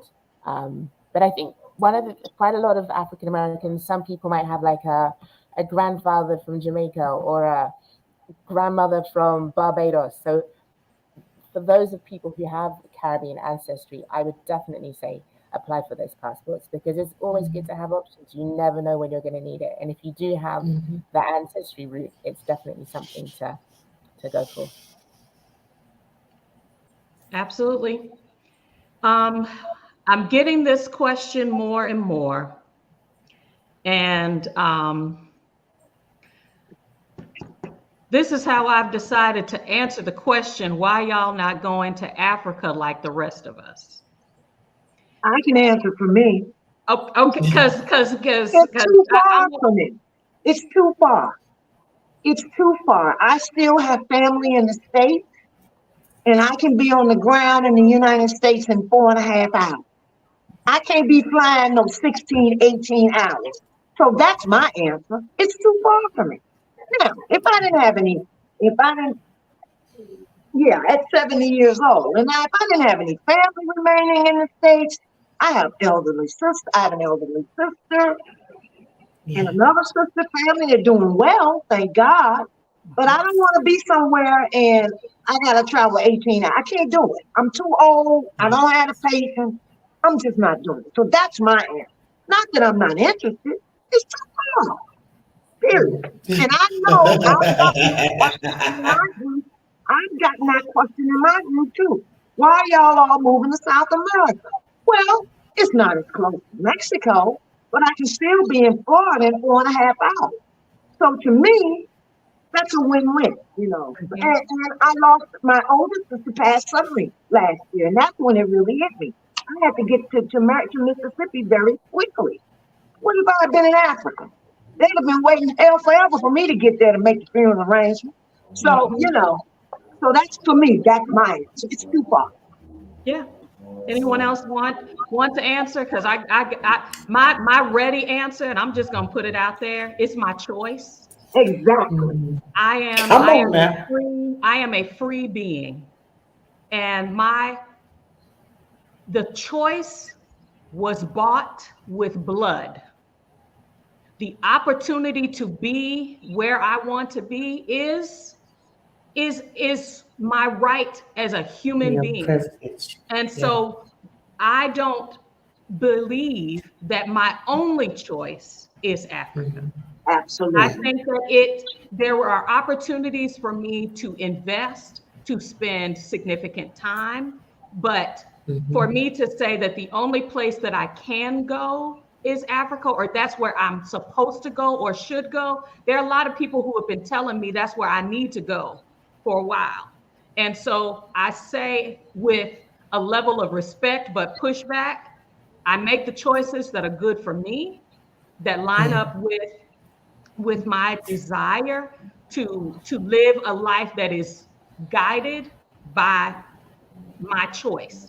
And that's what we're in on this channel showing, is that you have, by your divine right, the opportunity to choose if you choose it. Because other people are out here saying, well, why y'all leaving the US? Because this ain't it for me. Don? Yeah, I was going to say my reason is two reasons. Proximity is one. The second one is after doing the ancestry thing, and I saw everything that was in me, or that they say is part of my history. I said, there's Irish, there's Asian. I said, there is African.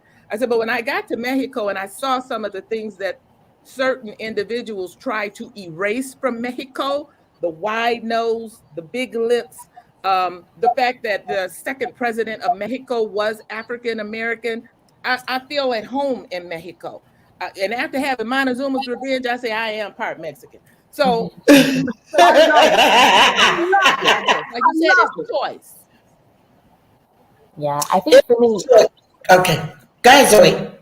yeah, I think for me, having I was born in a European country. I've lived and worked in other European countries, and I felt it was very important for me to be in a predominantly Black country. But there are other predominantly Black countries in the world that aren't in Africa. So for me, where I am right now, my phase of life with my kids, Grenada is just very easy. There's not too much that I need to adjust to in terms of power cuts, water outages, like instability. So for now, it's just a really easy transition. But for sure, like once my kids are out the door, I will be heading to Africa. But I think, the world is a big place. There are many places that we can choose to go to. And yeah, different places for different people at different stages of their life. I don't feel that just because everyone's going to Africa doesn't mean I should go to Africa. Just because everyone's going to Mexico Okay, doesn't mean you should go to Mexico. You should go exactly. to wherever place Panama, you same have been. thing. Yeah. Yes. Same thing. And my thing is, number one is the proximity. Exactly. Number one is the proximity. That is like the biggest thing. Yeah. But I like what you say. It's like it's your choice. And at the end of the day, you don't you do not have to go to Africa to connect with your people. Okay, Exactly. because we are dispersed. The diaspora is huge. It is. And when I tell you I am connected to these Black Panamanians, in a way that you might not expect. And some people don't realize the melanated countries. I don't know if we just made that word up, but Yeah, that's the right. melanation, y'all know what I mean, right? Yep. It's like I Yep. did not know that Panama was so Black. Panama is so Black, and for the people that aren't Black, they brown. What is not common here is blonde hair and blue eyes. Mhm. Okay, so everybody got a little bit of Black in them. There are two main Black communities in Panama. One is the Afro-Antillean, who is the West Indian, pretty much, who came here free by their own free will to build the railroad and the canal.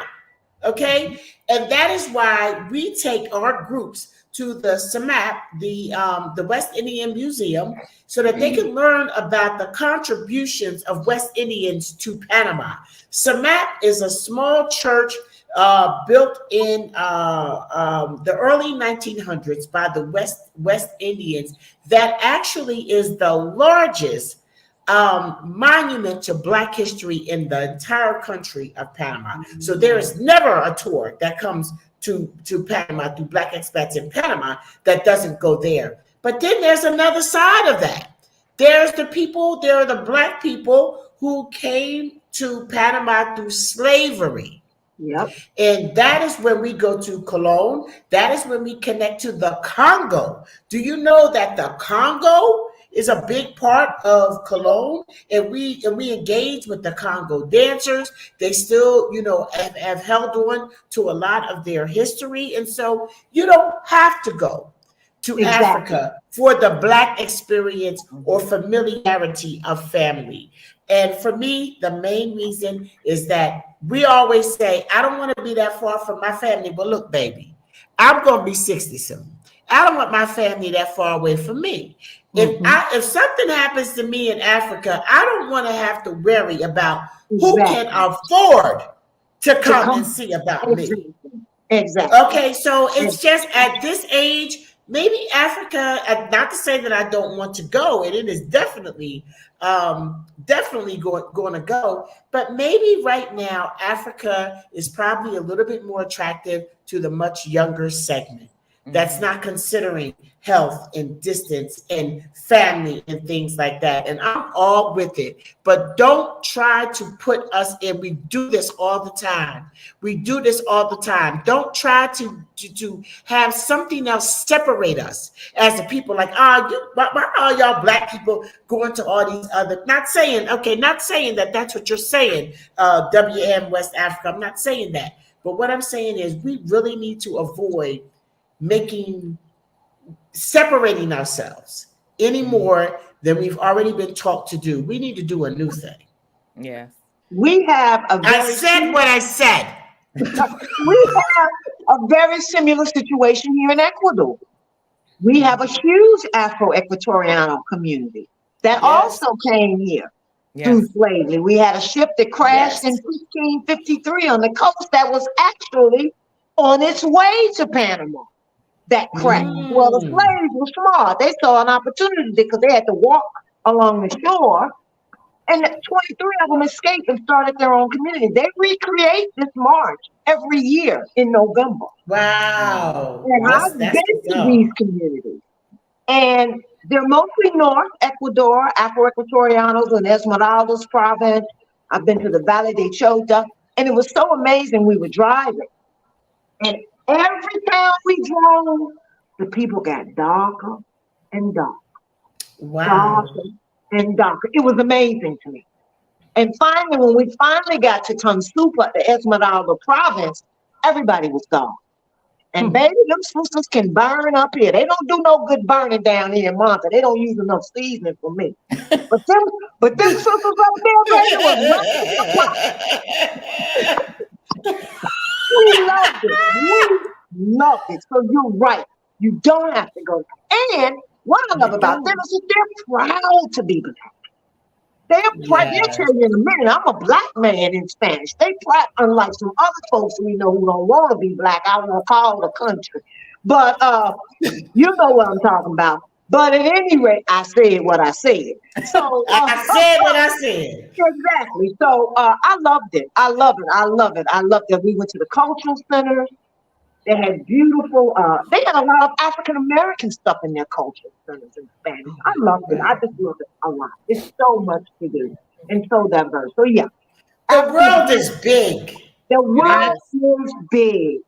And we are everywhere and have been. If you know how Black culture was not just spread through enslavement, Black culture was spread because we are explorers. We have always been explorers, and we are in concentration in countries. And I'm so proud that when you are joining these communities that we have listed, as part of today's discussion, that it is with intention that we connect to the culture, that we connect to the Black culture in those places, recognize the impact of Black culture. So somebody said, oh, the jab. So you all are talking about, do you have to have the vaccine to get a passport?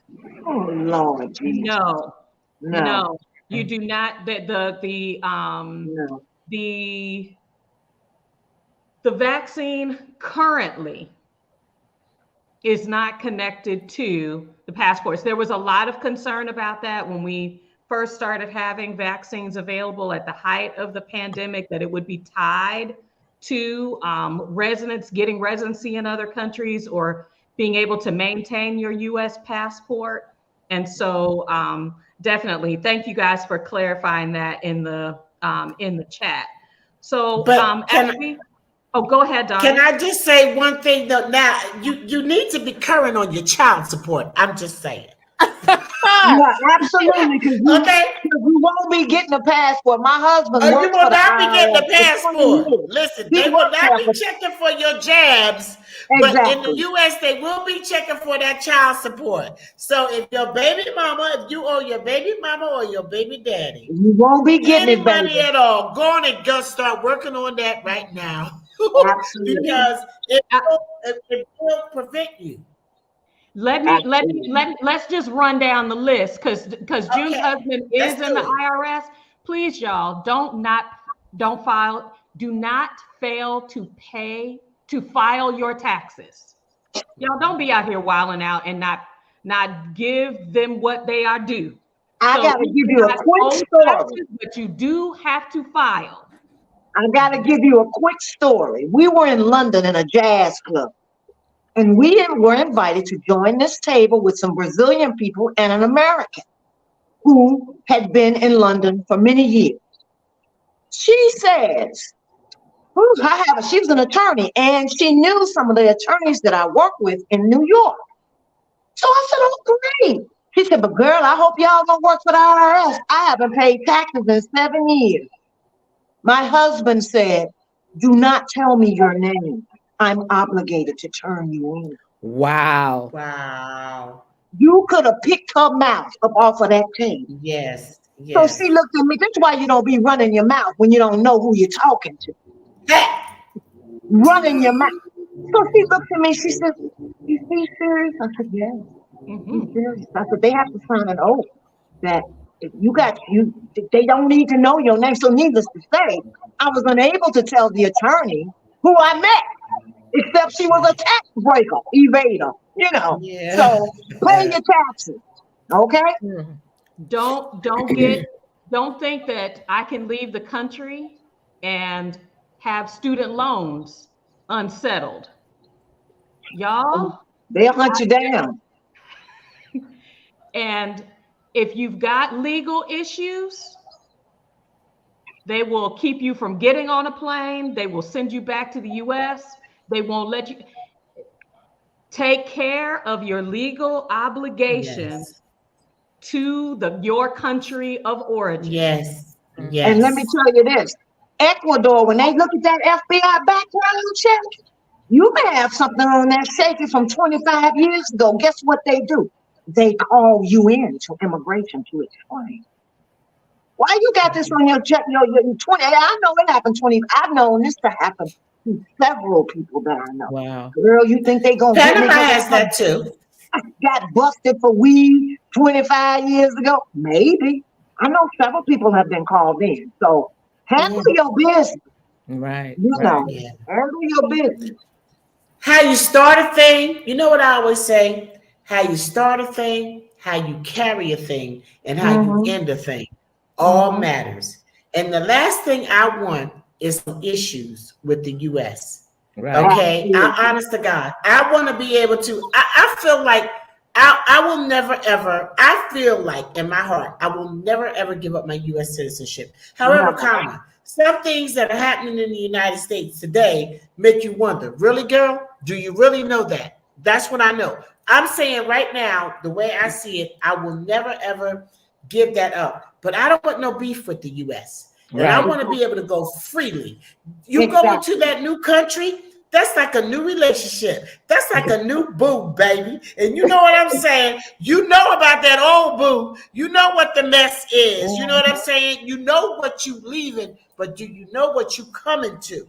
You know, ask the people who relocated to Nicaragua and all hell broke loose. And they said, y'all got to go from here. Okay, you had to go back to that. You got to go back to a scorned lover, baby. No, I'm trying to.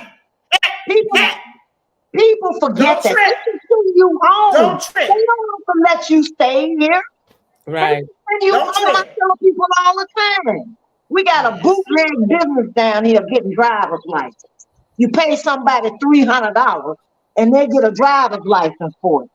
Well, okay. They cracking down on that. It's a blind. I know bunch of people in done it. They don't want to go through the right way. Well, guess what? When they bust you with that fake driver's license, they canceling your visa. You got to go home. Okay? People are doing that. I've read about that in Mexico too. They don't want to go through INM. And so somebody tells me, just give me your paperwork and I can give you the little card. You got to do it the right way. You got to do it the right way. And decency and order. You know you have issues, work them out before you put yourself in a position where you could have some serious consequence meet you Exactly. Yes. Meet you at customs, meet you at, because they will come for you. Yeah, yeah. Oh, they will. Now, I do have a question. If an individual has a criminal background where they have served time in prison, is there a time frame before they can apply for a passport, or are they forbidden to ever leave the country? Not a passport. You can apply for a passport. I think with the passport, unless it has something to do with treason, Okay. you can apply for a something like passport. that, Now, yeah. whether or not you can get residency in another country, that's where a the different question thing. comes in. And I do have to say, and I did a whole interview with my attorney about this. Do not let the fact that you have a little bit of a past keep you from believing that there's something else that you could do. Okay, Exactly. because even in Panama, so okay, your FBI background, it ain't squeaky clean. You know what I'm Right. saying? Like Erica Right. Badu and Jill Scott, Right. one of them be talking about it. But you ain't squeaky clean, but it doesn't, it's not a no. It's a, you got another step or so to take. Exactly. You know, so they're not going to deny you for everything. However common, it is something that you're going to overcome. And then Absolutely. you can come and be in Panama. I think it's like you could come and be here, you know, back and forth for for 2 years. And then that really makes it easy for you. Then that there's a lot of forgiveness that comes when you've been like a resident or spending time in this country for 2 years. And the reason I asked that question is I know that there are some individuals who have mental shackles that are saying, I can't go anywhere. And so that's why I brought that up. Thank you. Thank you. Now, I got to pass. I'm a criminal. No, I'm just playing. I'm just playing. No, listen. I am not a convicted criminal. Now, I am not saying that I am not a criminal, because bang, bang, don't let the smooth taste fool you. I come, the Lord has brought me a mighty long way. But don't let that keep you from at least investigating a thing. Yeah. And we are here, and believe me, we feel you. A lot of times, this is the question. I'm so glad this came up, and I'm gonna make this real brief. I'm so glad this came up, because this is not one of them questions you're gonna find in the group. And if you find it in the group, you're gonna be like, look at here. I'm asking for a friend. You got a back. You know what I'm saying? Because you don't be trying to put all your business out there. But what I'm saying is that people come to you on the back end and say, look at here.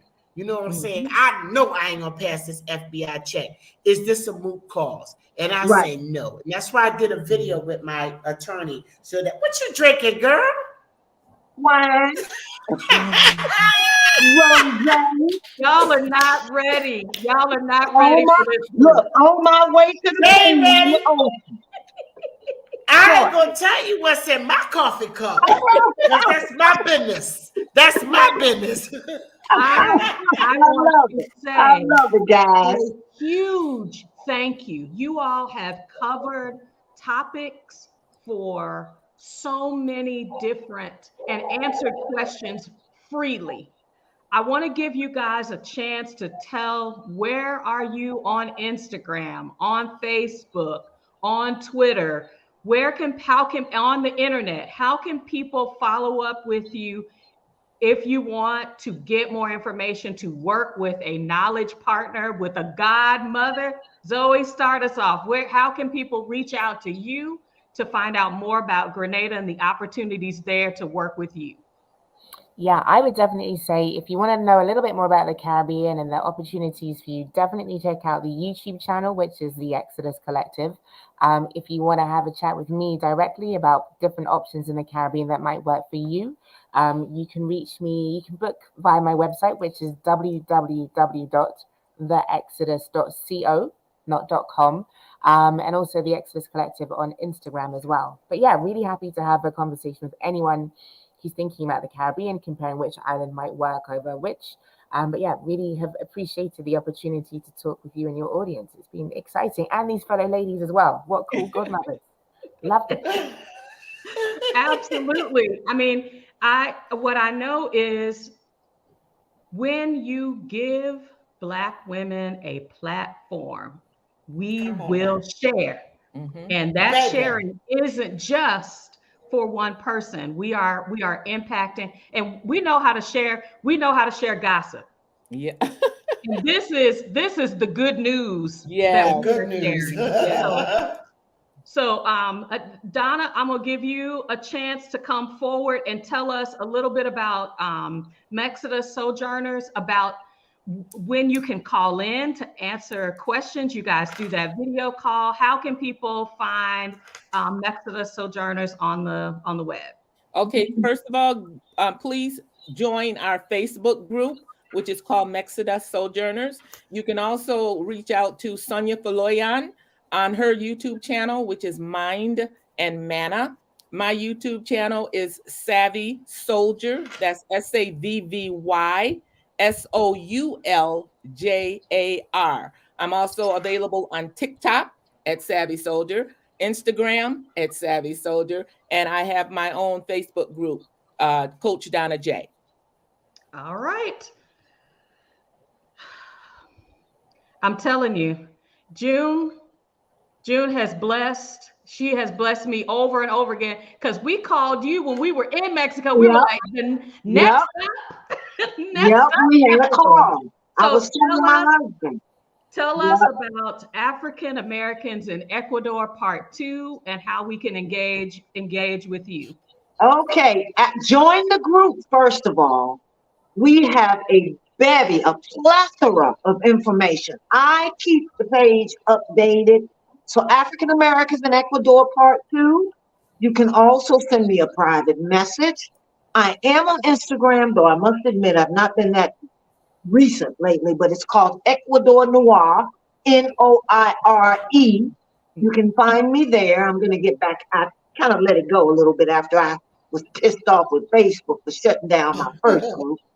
But at any rate, feel free to reach out to me. You can call me on a Facebook call. You can send me a private message. But most of all, and most importantly, join the group. Mm-hmm. Join the group. We have Absolutely. experts on there in everything, professional people. I have a lot of resources. I know a lot of lawyers. I know a lot of people. And I'm in the real estate business. So, need a place to stay? Holler. And, and Jewel will tell you the right time and the wrong time to come, because Carnival was sold out, baby. If you were trying to come down, you needed to have raised the flag early, because that is the blessing. Jewel is she can tell you those nuanced things that'll get you on the right track and coming at the right time. Absolutely. Thank you so much. So Charlotte, I'm gonna tell you, you, ma'am, you have a tour. We were watching the other people, which will remain nameless, and we were like, well, where the Black people at? And then that's how we found Black expats in Panama. What are you doing? How do we sign up to come, when you are hosting and having all those people come to the group? So you don't even have to search them out and set up your individualized tour to places, and finding housing, and participating in them yacht excursions that you have set up. Tell us about in Panama. Baby, God has just connected me with all the right people.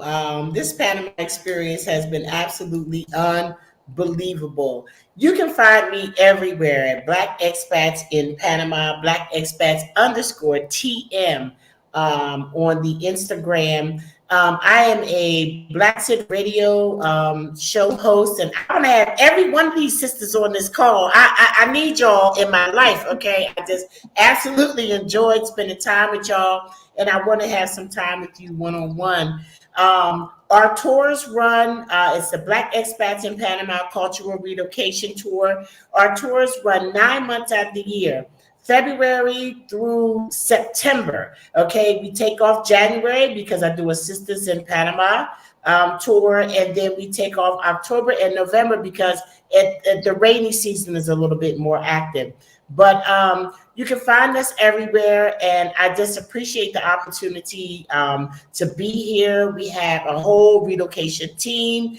You will come and you will connect to Panama in a way that is just absolutely like you would never expect. And I don't down nobody else's tour. You know, they do what they do because they do what they do, but we do what we do because we do what we do. Okay? So holla at your girl, you know, and follow us on Facebook, YouTube channel. I try to keep that updated. We have a lot of fun. We do a lot of connecting, and it's just a lot of love. And until God tells me to do something different, that's what I'm going to be doing. Stay tuned because y'all, we haven't released it to the world, and it's like, you know, still just kind of our close. But Black Expats in Panama is literally working on a building for Black expats in Panama that will integrate Afro-Panamanian culture and history with our very own and change, baby. Hear what I'm saying? Change the skyline of Panama City. That's what we finna do.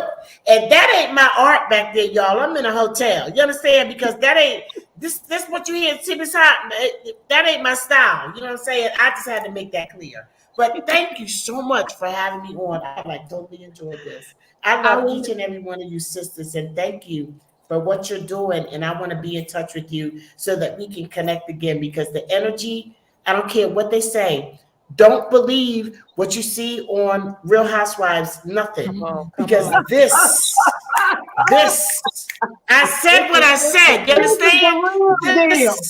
This is what it's about. This is how sisters do when we get together. And one thing that Stephanie Perry says, she says collaboration, not competition. Now, sometimes you got to shut folk down with that, because not everybody can understand and embrace that. But I feel like we are a group of women who have definitely embraced that and understand that. And I just want to send much love to each and every one of you. And I've enjoyed spending this time with you. That's one of my pleasure to meet all of you guys. Yeah, it's been a pleasure. Absolutely. Yes. Absolutely. I want to thank Sonia for asking me to represent our group. Absolutely. Absolutely. I want to say thank you to everyone that has joined, has commented in the chat. I see you all answering each other's questions, lifting each other up, talking about how each of these ladies have been impactful in your individual journeys to find your soft landing in a place. Yes. And I want to wish you all a happy and blessed Saturday. Thank you all so much for joining. We'll be back next week. I know I'm going to have Charlotte and Jewel come back, because we did not get to the benefits that you have access to as a retiree. Oh, yeah. That's a whole other conversation.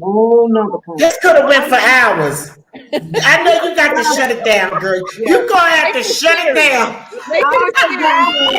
I'll keep in touch with each of you guys. I'm happy to have met you all, and I'll be reaching out. Absolutely. For sure. Happy Saturday to everyone. Okay, thanks, guys. Have a great weekend. Thank you. Peace and blessings, everybody.